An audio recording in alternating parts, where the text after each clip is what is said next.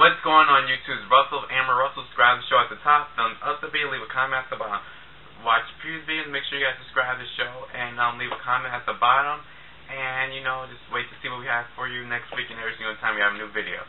So, Rihanna and Chris Brown, they released 2 new singles. One is called Birthday Cake, the remix. And the other one is Turn Up the Music, the remix. First of all, let me go into Turn Up the Music because there's a new music video for that. And, I gotta say that Chris Brown, we all know he can dance his ass off. He does that amazingly in his music video. He moves his feet well, he dances well. My only problem with the video is that, it's kind of Kesha-ish with the, the mask and stuff. It reminds me of that video with her and, what's his name? That guy from Dawson's Creek. And, his video is just like every other dance music video. Strobe lights and in a club. There's nothing else about it. Maybe if they had some incorporation with the animal mask and all that stuff, and people not being humans or something, I don't know. But the whole beginning, I didn't get the whole turn up the music when he would say turn up the air or whatever. Maybe there's some correlation with the whole music video, just different shots of him dancing, and him dancing in the rain was kind of random. And it was too much Michael Jackson influence. Now, we all know Chris Brown's influenced by Michael Jackson by, all this stuff, but, it comes a time when you have to make a name for yourself, and I need to look at you and say, oh, that's the Chris Brown choreography, not, that looks like something that Michael Jackson would have done, Make your stuff look more like Chris Brown than look like a Michael Jackson's leftovers. And so they had a new remix for that, and I don't see any reason for the remix to even be made. Rihanna really doesn't give too much to the song. The song's already okay. It doesn't make it even better because she's on the track. But some people are going to like it because of that. But, this whole them both collaborating, I think is going to hurt Rihanna more and make Chris Brown look a lot better or help him a lot better in the long run because, Rihanna has people looking up to her. People aren't expecting her to go back to him because she's doing that. For whatever reason, she has a single goal just to get people to pay more attention to her music or something because only song's doing really well is We Found Love, and that song's falling off the charts right now because, it's been up #1 for 10 weeks. So, she's just trying to use anything to get another #1, I guess. Because the other song, the second single, didn't do good at all. And so she's having Birthday Cake, a song that I personally didn't like, which was only about a minute long on the album, be released. And it was released on her birthday, I believe, her 24th, or somewhere around there. And Chris Brown gives more sexualness to the song. He adds more to it, but again, I don't see how it's going to help her, where it's going to hurt her more, because there are people who are, she didn't, when the whole incident happened, she didn't go out there and say, something. She waited until her album came out to have something to say to Barbara Walters, and she's basically, attacking him and making herself seem like the victim. And then even a couple of months ago, she was saying she's scared that the rumors might come true, which I don't understand. She was still bringing up this old incident. She did it again in We Found Love music video. And so, for her to constantly bring it up and make herself seem like the victim, and for her to be like, hey, me and Chris Brown, we buddies, blah, blah, blah, we're going to make music together, and the way they went about it on Twitter and stuff, it just is disgusting. And I'm getting sick and tired of people always, downplaying Chris Brown and, making him seem like this huge monster. I mean, it only happened once. He's going to have to live with that for the rest of his life. I think the only difference between him and all these other celebrities who beat their wives, girlfriends, or whatever is the fact that Rihanna is A, she's famous, and B, the fact that the picture exists. And C, he doesn't show any remorse. Whenever he does show progress, he pushes himself back by showing that he's still an angry person. Be it Twitter stuff or throwing a chair outside a window, walking out crazy, being real arrogant. These pictures of him, he just does all this stuff for people to not like him. So that's why I think he has a target on his back for people to always say, hey, look at you, woman beater, because he doesn't show too much remorse. When he was doing his community service, he was tweeting as if it was the best thing on earth. And other news about Rihanna, they're saying that she might be recording a new album. I think it's too soon for her to be doing that. It just really shows that she's just a puppet. And a gimmick or whatever you want to call it. Her album isn't selling as great as I guess they expected. I mean, I don't understand how she has all these #1 singles and no #1 album. I guess the music buying public aren't confident enough to go out on the first week to go say, hey, let's all go out and support Rihanna. They have to wait until 4th, 5th, 7th single comes out to be able to say, I want to buy her album. And now Adele, she just sold almost 1 million copies. She sold 733,000 copies in 1 week after the Grammys. And people are saying people aren't buying music. It's people aren't buying crappy music. People are buying the singles because they like certain songs, but they don't want to spin out and go buy a whole album. They'd rather just buy a couple singles here and there. And Adele's showing that after selling 7 million records in the U.S. alone, that people will buy music if it's good crafted music and if it's done well. She didn't have to use no gimmicks, no costumes, no music videos. Her music videos are so simple, but it's the cinematography behind the music videos that make people want to watch them. And so she's just showing that you don't have to be selling sex. You don't have to be selling, generic music. You don't have to be doing what's quote-unquote the status quo. You could do something that's from the heart and have it be something loved and people buy. And that people will buy music if it's so good. And we haven't seen someone sell albums this much since, the early 2000s, maybe even mid-2000s, like around 2006-ish. That's when people really were, stopped buying music albums. And just good luck to her. And let's see. Katy Perry, she has another #1. This is her first #1 for off this new album, which is the re-release of Teenage Dreams. I forget what the new title is, but because of Billboard's new rule, this will not count as a 6th #1 from off of Teenage Dream. It will count as first #1 from off of this re-release.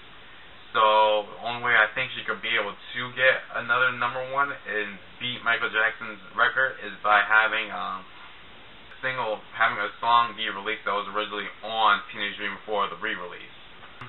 Whitney Houston Funeral was on this weekend and was during this past weekend, and it was a great service. I watched a little bit of it, and it was too emotional. I didn't really want to watch the funeral before I had to go to work, but Bobby Brown ended up leaving early during the funeral, and people have all this different stuff to say. He came out with a statement. My thing is this.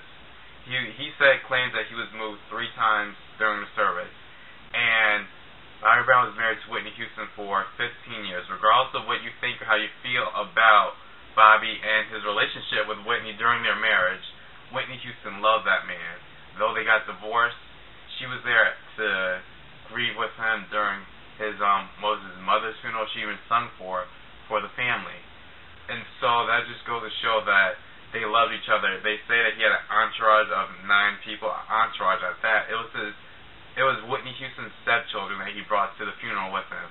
Regardless of what you want to call these people, they are more family than Alicia Keys is family to Whitney Houston. They are more family than what Beyonce and Jay-Z are to her.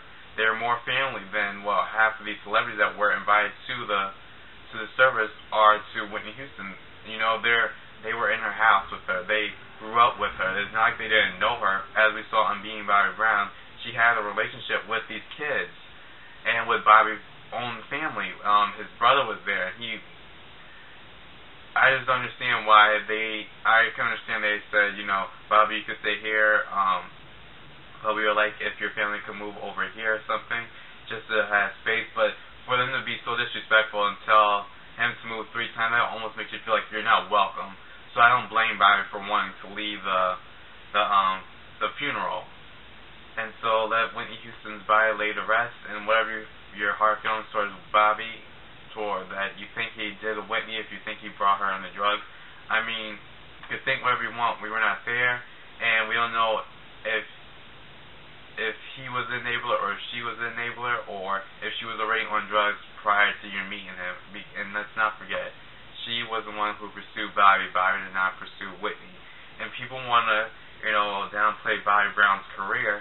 But if you look at it, in 1988 and 1989, Bobby Brown had the best-selling album of the year. So, I mean, hey, you just never know.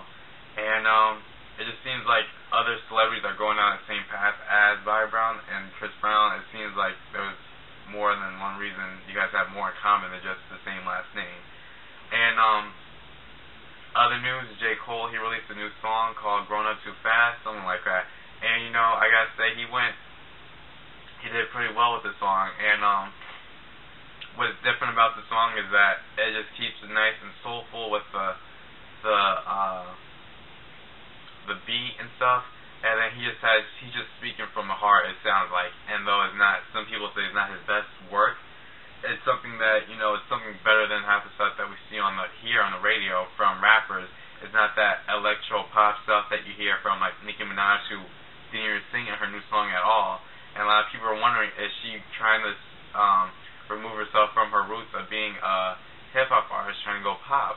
It's not like half the stuff that's on the radio that's songs about nothing, about sex and all this stuff. It's about his opinion, what's going on with the music business right now. And speaking of the music business right now, P. Diddy just made a video announcing his new TV network, Revolt, I believe it's called, and it's going to debut sometime next year, and it's going to be a music channel, something like what MTV, BET, VH1 used to be about, but it's not going to be about, you know, how MTV is now, how it's just about reality shows. It's going to be about music and the substance of music. And, you know, it's a good look that he's trying to bring back music video channels or music TV back on television because, you know, it's been absent for a while.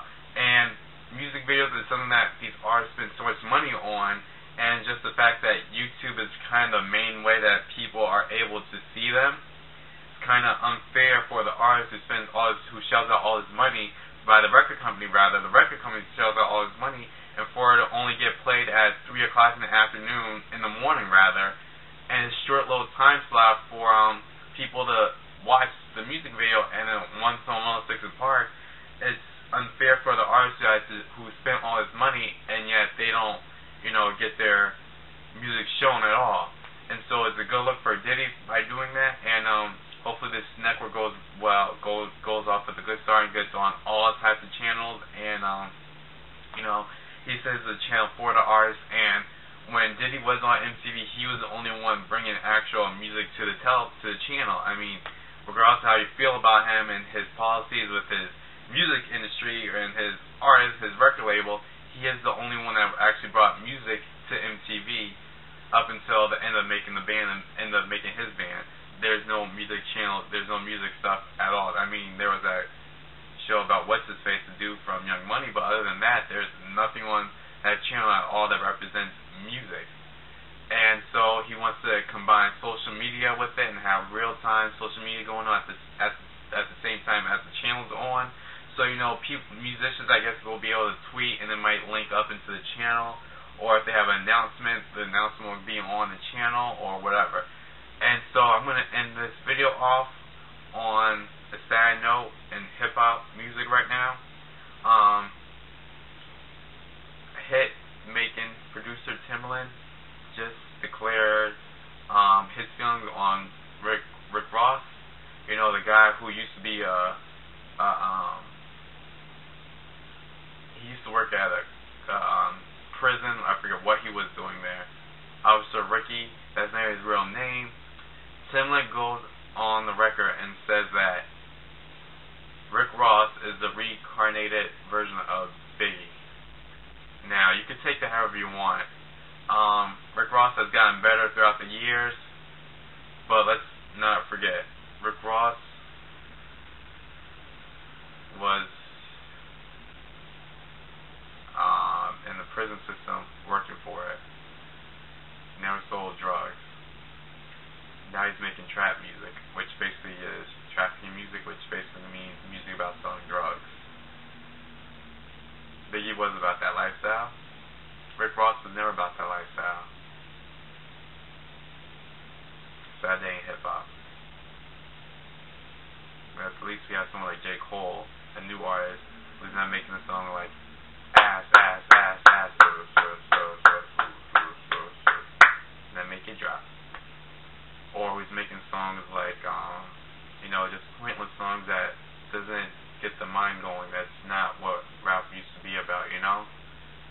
regardless how you feel about Jcole, at least he's doing something, making a step, making an effort to try and make more meaningful music than what we hear on the radio today.